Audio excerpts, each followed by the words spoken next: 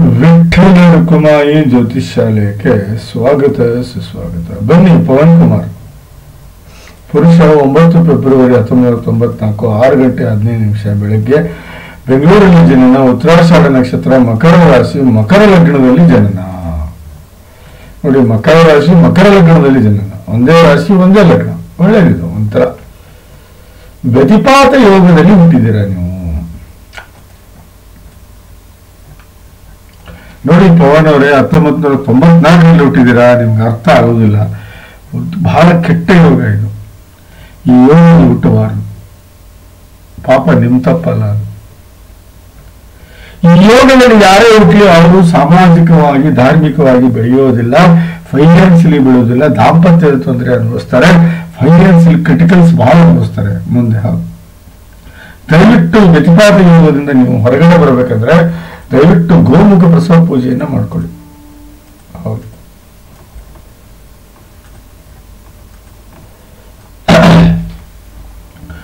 ಗೋಮುಖ ಪ್ರಸವ ಪೂಜೆ ನೀವು ಮಾಡ್ಕೊಂಡಿದ್ದೀರಿ ಆದ್ರೆ 100% ಲಾಭದಲ್ಲಿ ಜೀವನ ಮಾಡ್ತೀರಾ, 100% ಯಶಸ್ವಿ ಆಗ್ತೀರಾ, 100%. ಹೌದು, ಇಲ್ಲ ಗೋಮುಖ ಪ್ರಸವ ಪೂಜೆ ಆಗ್ಲಿಲ್ಲ ಅಂದ್ರೆ ತೊಂದರೆಗೀಡಾಗ್ತೀರಾ. ಬನ್ನಿ, ಹಾಗೆ ಆದರೆ ಜಾತಕ ಏನಿರುತ್ತೆ ನೋಡೋಣ. 1 ನೀವು, ನಿಮ್ಮ ವ್ಯಕ್ತಿತ್ವ, 2 ವ್ಯವಹಾರ, 3 ಪರಾಕ್ರಮ, 4 ನಿಮ್ಮ ತಾಯಿ ಹಾಗೂ ಪ್ರಾಪರ್ಟಿ, 5 ವಿದ್ಯೆ, 6 ಕಷ್ಟ, 7 ದಾಂಪತ್ಯ, 8 ಶತ್ರು, 9 ಭಾಗ್ಯ, 10 ಕೆಲಸ, 11 ಲಾಭ, 12 ವಿದೇಶಿ ಪ್ರಯಾಣ. ನೋಡಿ, ಯಾವುದೇ ಗ್ರಹ ಆಗಲಿ 0 to 6 ಆಗಲಿ ಅಥವಾ 24 to 29 ಆಗಲಿ ಇದ್ರೆ ಲಾಭ ಕೊಡಲ್ಲ. 6 ಇಂದ 24 ಇರಬೇಕು. 0 to 6 ಅಂದ್ರೆ 0 to 10 years ಅಂತ ಅರ್ಥ. 24 to 29 ಅಂದ್ರೆ 65ರಿಂದ 100 ವರ್ಷ ಅಂತ ಅರ್ಥ. 6 ಇಂದ 24 ಅಂದ್ರೆ 15ರಿಂದ 60 ವರ್ಷ ಅಂತ ಅರ್ಥ. ಇದನ್ನ ನಾವು ಬಾಲ್ಯಾವಸ್ಥೆ ಅಂತ ಕರೆದ್ರೆ, ಇದನ್ನ ವೃದ್ಧಾಪ್ಯಾವಸ್ಥೆ ಅಂತ ಕರಿತೀವಿ, ಇದನ್ನ ಯೌವನಾವಸ್ಥೆ ಅಂತ ಕರಿತೀವಿ. ಯಾವುದೇ ಗ್ರಹ ಯೌವನ ಅವಸ್ಥೆಯಲ್ಲಿ ಇದ್ರೆ 100ಕ್ಕೆ 100 ಫಲ ಕೊಡುತ್ತೆ. ಬಟ್ ಈ ರೂಲ್ಸ್ ರಾಹು ಆಗಲಿ, ಕೇತು ಆಗಲಿ, ಉಚ್ಚ ಆಗಲಿ, ನೀಚ ಗ್ರಹಗಳಿಗೆ ಅಪ್ಲೈ ಆಗುವುದಿಲ್ಲ.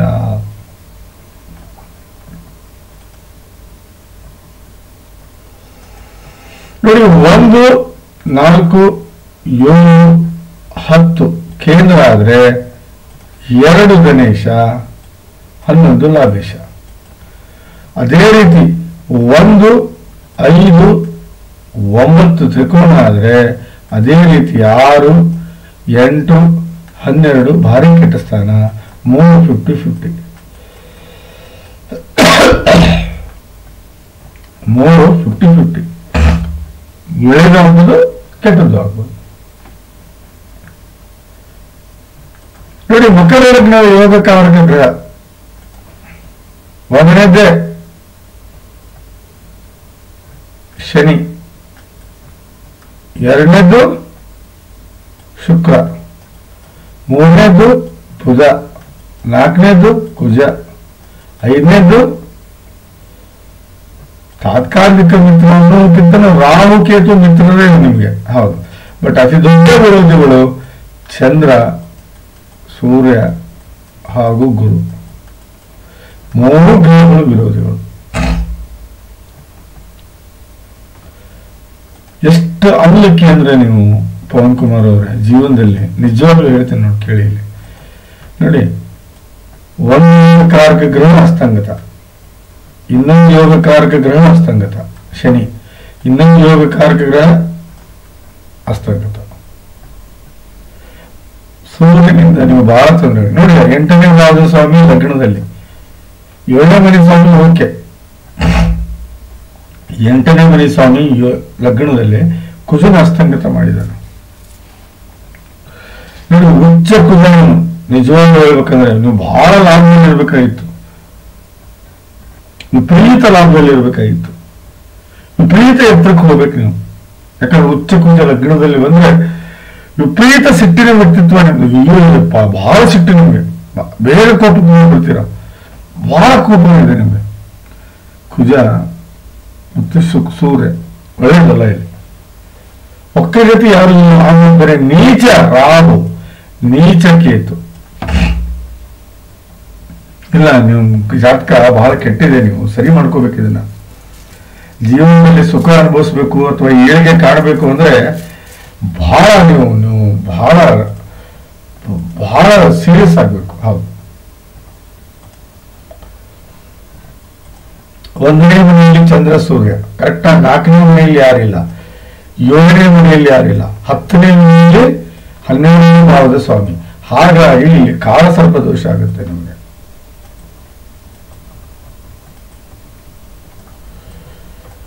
ಕಾಲಸರ್ಪ ದೋಷ ಬಹಳ ಕೆಟ್ಟ ದೋಷ ಇದು. ಹೌದು. 6 ಕೇಳಂಗಿಲ್ಲ, 3 ಕೇಳಂಗಿಲ್ಲ. ಸಾಮಾಜಿಕವಾಗಿ ಹಿನ್ನಡೆ ಆಗುತ್ತೆ, ಫೈನಾನ್ಸಿಯಲ್ ಹಿನ್ನಡೆ ಆಗುತ್ತೆ, ಆರೋಗ್ಯದ ಸಮಸ್ಯೆ ಬರ್ಬೋದು, ಜಗಳ ದಾಪತ್ರೆಯಿಂದ ಜೀವನ ಕೂಡಿರ್ಬೋದು. ಹೌದು.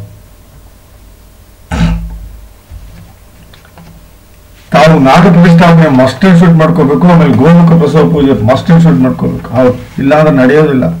ವಿಪರೀತ ಕಷ್ಟಗಳನ್ನು ನೋಡ್ಬೋದು, ವಿಪರೀತ ಸಾಲವನ್ನು ಮಾಡ್ಕೋಬಹುದು, ವಿಪರೀತ ಜಗಳ ದಾಪತ್ರೆಯಿಂದ ಜೀವನ ಕೂಡಬಹುದು, ವಿರೋಧಿಗಳು ಹುಟ್ಕೋಬಹುದು, ಆರೋಗ್ಯದ ಸಮಸ್ಯೆ ಬರ್ಬೋದು, ಮನೆಯಲ್ಲಿ ಹೊಂದಾಣಿಕೆ ಇಲ್ದಂಗೆ ಆಗ್ಬೋದು, ವಿವಾದಗಳಿಗೆ ಗುರಿಯಾಗಬಹುದು, ಅಪವಾದವನ್ನು ಹೊತ್ಕೋಬಹುದು, ಕೋರ್ಟ್ ಕಚೇರಿಯಲ್ಲಿ ಗೆಲುವನ್ನು ಸಾಧಿಸಬಹುದು, ಎಲುಬು ಕೀಳುವ ತೊಂದರೆ ಅನುಭವಿಸಬಹುದು, ತಂದೆಯ ವ್ಯವಹಾರದಲ್ಲಿ ಏರಾಪೀಡಿ ಅಥವಾ ಹಿನ್ನಡತೆ ಆಗ್ಬಹುದು. ಈ ಕಾಲಸರ್ಪ ದೋಷದಿಂದ ತಾವು ದಯವಿಟ್ಟು ನಾಗ ಪ್ರತಿಷ್ಠಾಪನೆ ಮಾಡಿಕೊಳ್ಳೇಬೇಕು, ಇಲ್ಲ ಅಂದ್ರೆ ನಡೆಯೋದಿಲ್ಲ.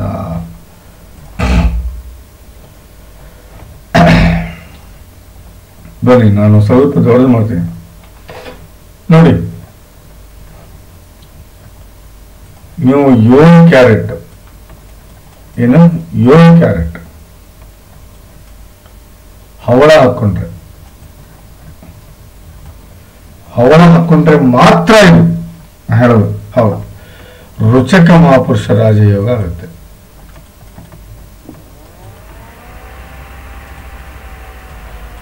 ರುಚಕ ಮಹಾಪುರುಷ ರಾಜಯೋಗ ಆಗುತ್ತೆ. ಹೌದು. ನೋಡೋಕೆ ಹ್ಯಾಂಡ್ಸಮ್ ಇರ್ತೀರಾ, ಗುಡ್ ಲುಕಿಂಗ್ ಇರ್ತೀರಾ, ಅಟ್ರಾಕ್ಟಿವ್ ಇರ್ತೀರಾ, ಫಿಸಿಕಲಿ ಸ್ಟ್ರಾಂಗ್ ಇರ್ತೀರಾ. ಇದು ಮಾತ್ರ ಕಟ್ಟಿಟ್ಟ ಬುತ್ತಿ ಪವನ್ ಕುಮಾರ್ ಅವರ. ಹೌದು. ಹವಳ ಹಾಕ್ಲೇಬೇಕು ಅಂದ್ರೆ ಮಾತ್ರ ರುಚಕ ಮಹಾಪುರುಷ ರಾಜಯೋಗ.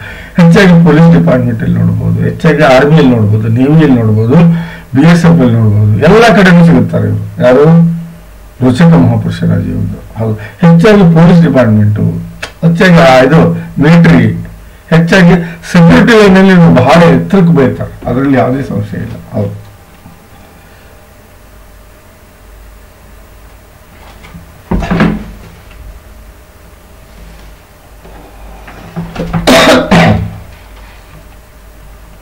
ನೋಡಿ, ಇವನು 1ನೇ ಭಾವದ ಸ್ವಾಮಿ ಅಲ್ಲ, ಬಟ್ 1ನೇ ಭಾವದಲ್ಲಿ ಬಂದು ಕೂತಿದ್ದಾನೆ. ಇವನು 4ನೇ ಭಾವದ ಸ್ವಾಮಿ ಪ್ಲಸ್ 11ನೇ ಭಾವದ ಸ್ವಾಮಿ. ಸೊ ಇವು 3 ಫಲವನ್ನು ಕೊಡ್ತಾನೆ. ಆದ್ರೆ ಇಲ್ಲಿ ಸೂರ್ಯನ ಶಾಂತಿ ಆಗ್ಬೇಕು, ಬಟ್ ಚಂದ್ರನ ಶಾಂತಿ ಆಗ್ಬೇಕು, ಪ್ಲಸ್ 7 ಕ್ಯಾರೆಟ್ ಹವಳ ಹಾಕೋಬೇಕು ಅಂದ್ರೆ ಮಾತ್ರ 1, 4, 11 ಫಲ. ಇಲ್ಲಾಂದ್ರೆ ಇಲ್ಲ. ಹವಳ ಹಾಕಲಿಲ್ಲ ಅಂದ್ರೆ ಇಲ್ಲ. ಹೌದು.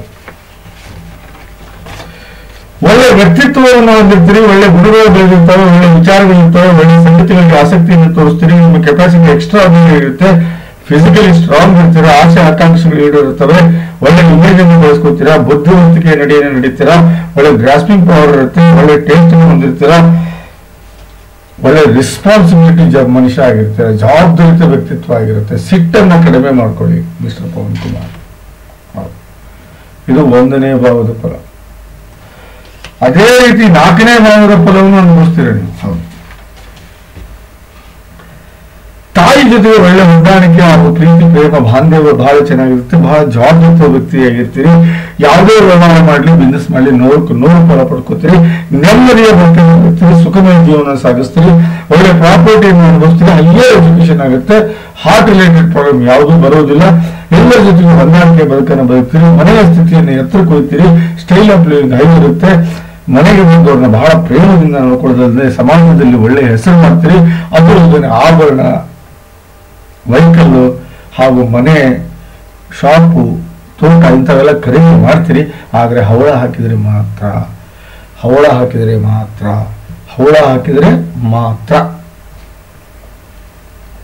ಇದು 4ನೇ ಭಾವದ ಫಲ.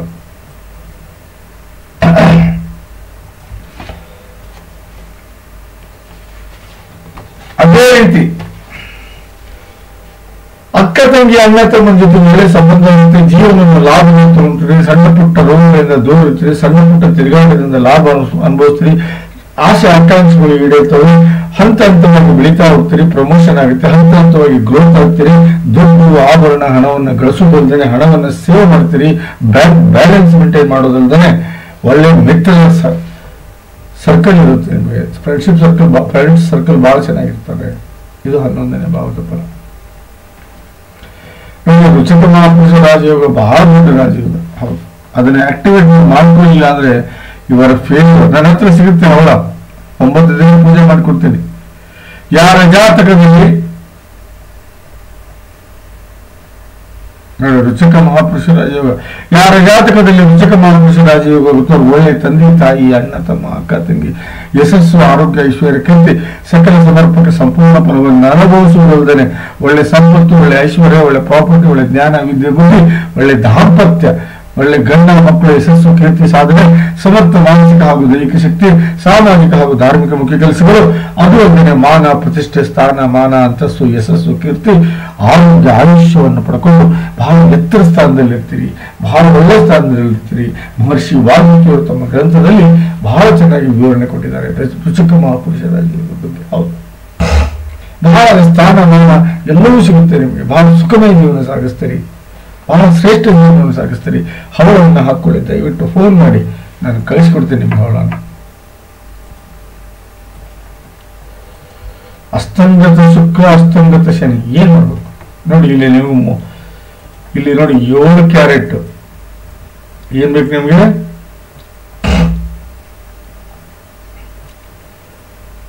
ಓಪನ್ ಬೇಕು, 7 ಕ್ಯಾರೆಟ್ ಏನ್ ಬೇಕು?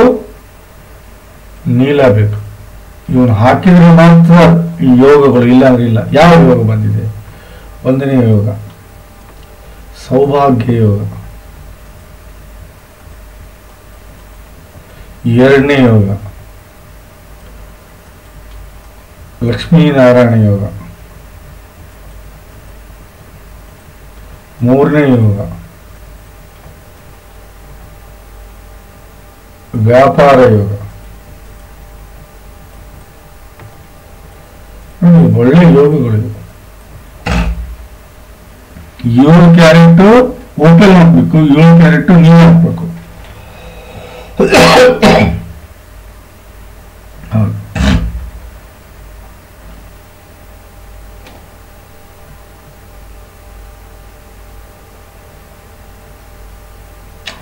ದೊಡ್ಡ ರಾಜಯೋಗ ಇವು 3 ರಾಜಯೋಗಗಳು. ಹೌದು ನೋಡಿ, ಬುಧ 9ನೇ ಭಾವದ ಸ್ವಾಮಿ,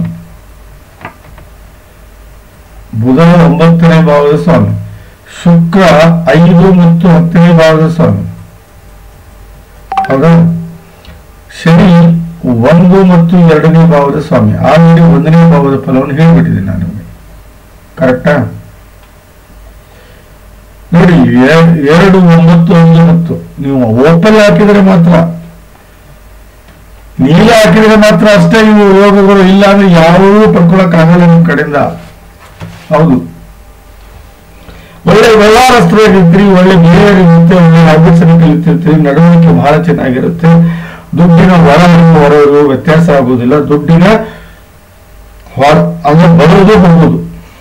ಅದು ಅಲ್ಲದೆ ಸಂಬಂಧಿಕರ ಜೊತೆ ಒಳ್ಳೆ ಸಂಬಂಧವನ್ನು ಇಟ್ಕೊಂಡಿರ್ತೀರಿ, ನೀವು ಸಂಬಂಧಿಕರಿಗೆ ಸಹಾಯ ಮಾಡ್ತೀರಿ, ಸಂಬಂಧಿಕರಿಂದ ಸಹಾಯ ತಗೋತೀರಿ, ಹೊಂದಾಣಿಕೆಯ ಬದುಕನ್ನು ಬದುಕ್ತೀರಿ, ಹಣವನ್ನು ಸೇವ್ ಮಾಡ್ತೀರಿ, ಊಟದಲ್ಲಿ ಸ್ವಚ್ಛಂದ ಮೆರೀತೀರಿ, ನಿಮ್ಮ ಹೊಂದಾಣಿಕೆ ಬದುಕು ನಿಮಗೆ ಬಹಳ ಇಷ್ಟ ಆಗುತ್ತೆ. ಪರಿವಾರದ ಸ್ಥಿತಿಯನ್ನು ಎತ್ತರಿಕೊಳ್ತೀರಿ. ಅದು ಅಲ್ಲದೆ ಇನಿಷಿಯಲಿ ಒಳ್ಳೆ ಸ್ಟಡಿ ಮಾಡಿರ್ತೀರಿ, ಮಾತಿನಲ್ಲಿ ವಚನತ್ವ ಮತ್ತು ವ್ಯಕ್ತಿತ್ವ ಇರುತ್ತೆ, ಮಾತಿನ ದಾಟಿ ಎಲ್ಲವೂ ಇಷ್ಟ ಆಗುತ್ತೆ. ನೀವು ಸಂಸ್ಕಾರ ನೆಮ್ಮದಿಯ ಬದುಕನ್ನು ಬದುಕ್ತೀರಿ. ಇದು 2ನೇ ಭಾವದ ಫಲ. ನೀಲ ಹಾಕಿದರೆ ಮಾತ್ರ, ನೀಲ ಹಾಕಲಿಲ್ಲ ಸಾರಿ ಸರ್, ಸಾರಿ ಪವನ್ ಇಲ್ಲ. ನೋಡಿ 9ನೇ ಭಾವದ ಫಲ ಇದು ಸಿಗುತ್ತೆ, ಯಾಕಂದ್ರೆ ಬುಧ ಹಸ್ತಂಗತ ಆಗಿಲ್ಲ, ಅಲ್ಲಿ ಬುಧ ಹಸ್ತಂಗತ ಆಗಿಲ್ಲ. ಗುರುವಿನ ಲಕ್ಷ್ಮೀನ ಆಶೀರ್ವಾದ ಸದಾ ನಿಮ್ಮ ಜೊತೆಗಿರುತ್ತೆ. ಧರ್ಮವನ್ನು ನಂಬ್ತೀರಿ, ಭಾಗ್ಯವಂತರಾಗಿರ್ತೀರಿ, ಏನೇ ಇಷ್ಟಪಟ್ಟು ಪ್ರಾರ್ಥನೆಯನ್ನು ಪಡ್ಕೋತೀರಿ, ತಂದೆ ಜೊತೆಗೆ ನಿಕಟ ಸಂಬಂಧ ಇರ್ತೀರಿ, ಸಾಧನೆಗೆ ಕಾರ್ಯ ಮಾಡ್ಕೋತೀರಿ, ಸುಖಮಯ ಜೀವನವನ್ನು ಸಾಗಿಸ್ತೀರಿ, ಸದಾ ಗೆಲುವು ನಿಮ್ದಾಗಿರುತ್ತೆ, ಸಂಬಂಧಿಗಳಿಗೆ ಸಹಾಯ ಮಾಡ್ತೀರಿ, ದೇವರ ಆಶೀರ್ವಾದ ಸದಾ ನಿಮ್ಮ ಜೊತೆಗಿರುತ್ತೆ, ಬಹಳ ಲಕ್ಕಿ ಆಗಿರ್ತೀರಿ, ಪುಣ್ಯದ ಕೆಲಸ ಮಾಡುವುದಲ್ಲದೆ ಮನೆಯಲ್ಲಿ ನೆಮ್ಮದಿಯ ಬದುಕನ್ನು ಬದುಕ್ತೀರಿ. ಇದು 9ನೇ ಭಾವದ ಫಲ. ನೋಡಿ, 5ನೇ ಭಾವದ ಫಲ ಹೇಳಕ್ ಹೋಗ್ತಾ ಇದ್ದೀನಿ ನಾನು. ನೀವು ಓಪಲ್ ಹಾಕೊಂಡ್ರೆ ಮಾತ್ರ ಒಳ್ಳೆ ಎಜುಕೇಶನ್ ಸಿಗುತ್ತೆ, ಒಳ್ಳೆ ದಾಂಪತ್ಯ ಸಿಗುತ್ತೆ, ಒಳ್ಳೆ ಸೆಕ್ಸುವಲ್ ಎಂಜಾಯ್ ಮಾಡ್ತೀರಿ. ಮಕ್ಕಳು ಬಹಳ ಬುದ್ಧಿವಂತ, ಜ್ಞಾನವಂತ, ನೀತಿವಂತ, ರೀತಿವಂತ ಮಕ್ಕಳು ಹುಡ್ತಾರೆ. ಒಳ್ಳೆ ಟ್ಯಾಲೆಂಟ್ ಅನ್ನು ಬೆಳೆಸ್ಕೊತೀರಿ, ಒಳ್ಳೆ ಪಾಪ್ಯುಲಾರಿಟಿ ಬೆಳೆಸ್ಕೊತೀರಿ. ತಂದೆ ತಾಯಿ, ಅಣ್ಣ ತಮ್ಮ, ಅಕ್ಕ ತಂಗಿ, ಹೆಂಡತಿ, ಮಕ್ಕಳು ಎಲ್ಲರ ನಿಷ್ಕಳಂಕ ನಿರ್ಮಲವಾದ ಪ್ರೀತಿಯನ್ನು ಪಡ್ಕೋತೀರಿ. ಏನೇ ಕಷ್ಟ ಬರಲಿ ಎದುರಿಸ್ತೀರಿ, ಸುಖ ಶಾಂತಿಯಿಂದ ಬದುಕ್ತೀರಿ, ಕಷ್ಟವನ್ನು ಹೊಡೆದೋಡಿಸ್ತೀರಿ, ಸಾಧನೆಗೆ ದಾರಿ ಮಾಡ್ಕೋತೀರಿ, ಒಳ್ಳೆ ಗುಣಗಳನ್ನು ಬೆಳೆಸ್ಕೋತೀರಿ, ಪಬ್ಲಿಕ್ ಅಲ್ಲಿ ಒಳ್ಳೆ ಇಮೇಜ್ ಅನ್ನು ಬೆಳೆಸ್ಕೋತೀರಿ. ಇದು 5ನೇ ಭಾವದ ಫಲ.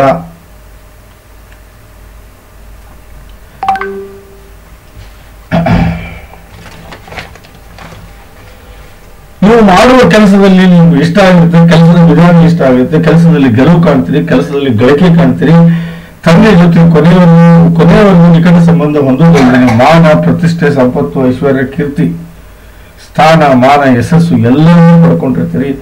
ಆದ್ರೆ ಓಪೆಲ್ ಹಾಕಿದರೆ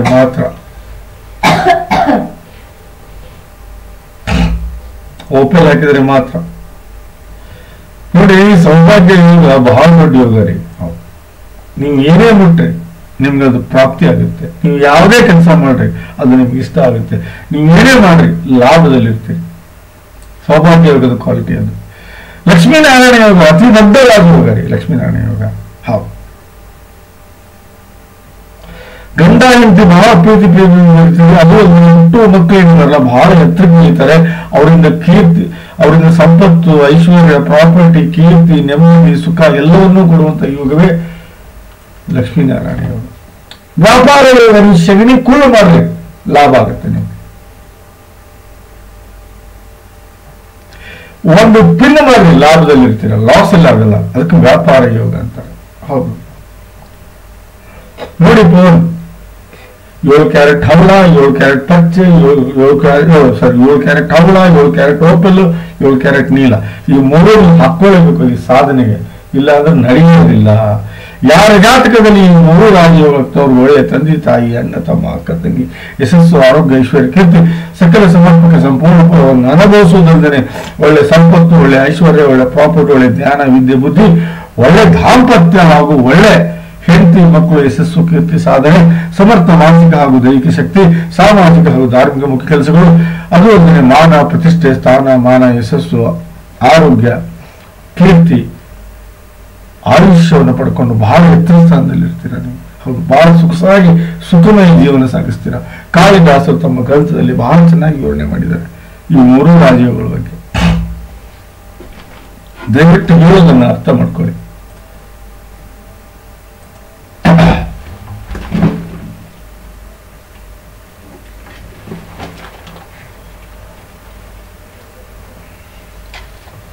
ಬಟ್ ನೀವು ಓಪೆಲ್ ಹಾಕ್ಲಿಲ್ಲ ಅಂದ್ರೆ 100% ಹೇಳ್ತೀನಿ. ಒಂದು ನೋಡಿ, ಕೇತು 5ನೇ ಮನೆಯಲ್ಲಿ ಒಳ್ಳೆಯವನಲ್ಲ ರೀ. ಆರೋಗ್ಯ ಹಾಳು ಮಾಡ್ತಾನೆ, ದಾಂಪತ್ಯ ಹಾಳು ಮಾಡ್ತಾನೆ, ಆರೋಗ್ಯ ಹಾಳು ಮಾಡ್ತಾನೆ, ದುಡ್ಡು ಏಳಿಗೆ ಆಗುದಿಲ್ಲ. 5ನೇ ಮನೆಯಲ್ಲಿ ನೀಚ ಕೇತು ಇದ್ರೆ ನೀವು ನಾಗ ಪ್ರತಿಷ್ಠಾಪನೆ ಮಾಡ್ಕೊಳ್ಳೇಬೇಕು. ಬೇರೆ ದಾರಿನೇ ಇಲ್ಲ ನಿಮ್ಗೆ, ಇವ್ರೆ.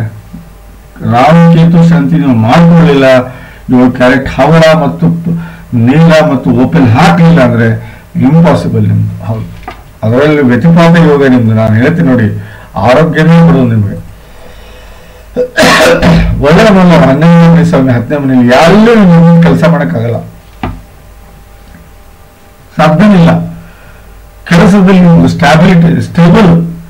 ಸ್ಟೇಬಲ್ನೆಸ್ ಬರೋದಿಲ್ಲ. ಒಂದೇ ಕಡೆ ನಿಂತು ಕರೆಕ್ಟಾಗಿ ಕೆಲಸ ಮಾಡಲ್ಲ, ಕೆಲಸವನ್ನು ಚೇಂಜ್ ಮಾಡ್ತಿರ್ತಾರೆ ಯಾವಾಗ. ನೋಡಿ, ಅದು ಒಳ್ಳೇದಲ್ಲ. 11ನೇ ಮನೆಯಲ್ಲಿ ನೇಚರ್ ಇರೋದು. This is most dangerous I am telling. ಹೌದು, ದಯವಿಟ್ಟು ನಾನು ಹೇಳೋದನ್ನ ಅರ್ಥ ಮಾಡ್ಕೊಳ್ಳಿ. ಕೆಲಸದಲ್ಲಿ ಸ್ಟೇಬಲ್ ಬರೋಲ್ಲ. ಅದರಲ್ಲೂ ನೀವು ಇವ್ರು ಯಾರು 5ನೇ ಮನೆ ಕೇತು ಒಳ್ಳೇದಲ್ಲ ಸರ್, ನೀಚ ಕೇತು ಒಳ್ಳೇದಲ್ಲ. 100% ಸೆಕ್ಸುವಲಿ ಪ್ರಾಬ್ಲಮ್ ಆಗ್ಬೋದು, ದಾಂಪತ್ಯ ಪ್ರಾಬ್ಲಮ್ ಆಗ್ಬೋದು, ಮಕ್ಕಳು ಹುಟ್ಟದೇ ಇರ್ಬೋದು, ಇಲ್ಲ ಹುಟ್ಟಿದ ವಿಪರೀತ ಕೆಟ್ಟ ಮಕ್ಕಳು ಹುಟ್ಟಬಹುದು, ವ್ಯಾಪಾರ ಸರಿಯಾಗಿ ಹೋಗೋದಿಲ್ಲ, ಏಳಿಗೆ ಆಗೋದಿಲ್ಲ, ಎಜುಕೇಶನ್ ಆಗೋದಿಲ್ಲ, ಎಲ್ಲ ತೊಂದರೆ ಅನುಭವಿಸ್ತೀರ. ದಯವಿಟ್ಟು ಒಳ್ಳೆದನ್ನು ಅರ್ಥ ಮಾಡ್ಕೊಳ್ಳಿ. ಕುಜ ಸೀದಾ ಅವನು 4ನೇ ತನ್ನ ಮನೆನೇ ನೋಡ್ತಾನೆ, ಅದಾದ್ಮೇಲೆ 7ನೇ ತನ್ನ ಇದು ನೋಡ್ತಾನೆ, ಅದಾದ್ಮೇಲೆ 8ನೇ ಮನೆ ನೋಡ್ತಾನೆ. ಒಂದರಲ್ಲಿ ವ್ಯಕ್ತಿತ್ವ ವಿಕಸನ ಮಾಡ್ತಾನೆ, ಕರೆಕ್ಟಾ? 4ರಲ್ಲಿ ಒಳ್ಳೆ ಮನೆ ಕೊಡ್ತಾನೆ, ಒಳ್ಳೆ ನೆಮ್ಮದಿ ಕೊಡ್ತಾನೆ, 7ರಲ್ಲಿ ದಾಂಪತ್ಯ ಕೊಡ್ತಾನೆ, 8ರಲ್ಲಿ ಶತ್ರು ನಾಶ ಮಾಡ್ತಾನೆ. ಅದೇ ಶನಿ ಸೀದಾ 4ನೇ ಭಾವನೆ ನೋಡ್ತಾನೆ, ಅದಾದ್ಮೇಲೆ ಸೀದಾ 8ನೇ ಭಾವ ನೋಡ್ತಾನೆ, ಅದಾದ್ಮೇಲೆ ಸೀದಾ ರಾಹು ನೋಡ್ತಾನೆ. ನೋಡಿ ಇಲ್ಲಿ ಶನಿಗೆ ನೀಲ ಎಷ್ಟು ಉಪಯೋಗ ನೋಡಿ. 2ರಲ್ಲಿ ಒಳ್ಳೆ ವ್ಯವಹಾರ, 8ರಲ್ಲಿ ಶತ್ರುನಾಶ, 11ರಲ್ಲಿ ರಾಹುವಿನಿಂದ ಆಗುವ ಎಲ್ಲಾ ಕೆಟ್ಟ ಫಲಗಳು ನಿವಾರಣೆ ಮಾಡ್ತಾನೆ. ಸೊ ಕೇತು ಮೇಲೆ ಯಾರ ದೃಷ್ಟಿಯೂ ಇಲ್ಲ. ನಾ ಹೇಳೋದನ್ನ ಅರ್ಥ ಮಾಡ್ಕೊಳ್ಳಿ. ನಾಗ ಪ್ರತಿಷ್ಠಾಪನೆ ನೋಡಿ, ನಾನು 1ನೇದ್ದು ನೀವು ಮಾಡ್ಕೋಬೇಕಾಗಿದ್ದು ಗೋಮುಖ ಪ್ರಸವ ಫಸ್ಟ್, 2ನೇದ್ದು ನಾಗ ಪ್ರತಿಷ್ಠಾಪನೆ, 3ನೇದ್ದು ಚಂದ್ರ, ಸೂರ್ಯ ಹಾಗೂ ಗುರು ಶಾಂತಿ. 7 ಕ್ಯಾರೆಟ್ ಹವಳ, ನೀಲ ಹಾಗೂ ಓಪೆಲ್, ಇವು ಮಸ್ಟ್ ಆ್ಯಂಡ್ ಶುಡ್ ಹಾಕೋಬೇಕು. ನನ್ನ ಹತ್ರ ಸಿಗುತ್ತೆ, ದಯವಿಟ್ಟು ಫೋನ್ ಮಾಡಿ. ನಾವು 9 ದಿನ ಪೂಜೆ ಮಾಡ್ಕೊಡ್ತೀವಿ. ಬನ್ನಿ ನೋಡೋಣ ದಾಂಪತ್ಯ ಹೇಗಿದೆ ನೋಡೋಣ.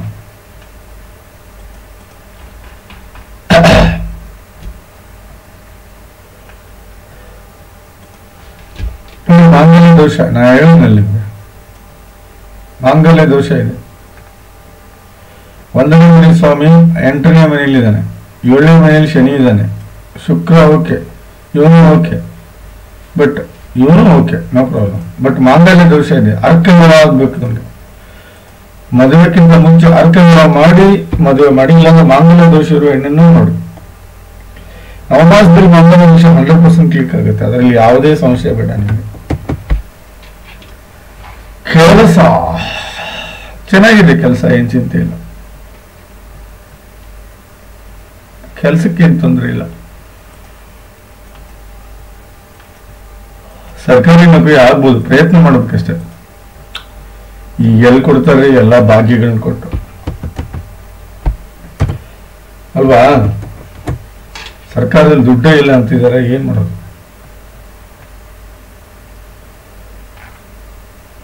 ರಾಹು ದಶೆ ಇದೆ, ಒಳ್ಳೇದಲ್ಲ ರೀ ಇದು. This is not good. ನೋಡಿ, ಗೋಮುಖ ಪೂಜೆ ಮಾಡ್ಕೊಳ್ಳಿ 1ನೇದ್ದು, 2ನೇದ್ದು ನಾಗ ಪ್ರತಿಷ್ಠಾಪನೆ ಮಾಡ್ಕೊಳ್ಳಿ, 3ನೇದ್ದು ಅರ್ಕ ವಿವಾಹ ಮಾಡ್ಕೊಳ್ಳಿ, 4ನೇದ್ದು ಚಂದ್ರ, ಸೂರ್ಯ ಹಾಗೂ ಗುರು ಶಾಂತಿ ಮಾಡ್ಕೊಳ್ಳಿ. ಈಗ ರಾಹುಕೇತು ಬಂದ್ಬಿಡ್ತಾರೆ ಇದರಲ್ಲಿ. ಎಲ್ಲರಿಗಿಂತ ಹೆಚ್ಚಾಗಿ 7 ಕ್ಯಾರೆಟ್ ಹವಳ, ಓಪೆಲ್ಲು, ಆಮೇಲೆ ನೀಲ, ಇವನ್ ಹಾಕೊಳ್ಳಿ. 100% ನಿಮಗೆ ಒಳ್ಳೇದಾಗುತ್ತೆ, ಸರಿ ಹೋಗುತ್ತೆ ಅಂತ ಹೇಳ್ತಾ ಈ ಜಾತಕದ ವಿಶ್ಲೇಷಣೆ ಮುಗಿಸ್ತಾ ಇದ್ದೀನಿ. ನಮಸ್ಕಾರ.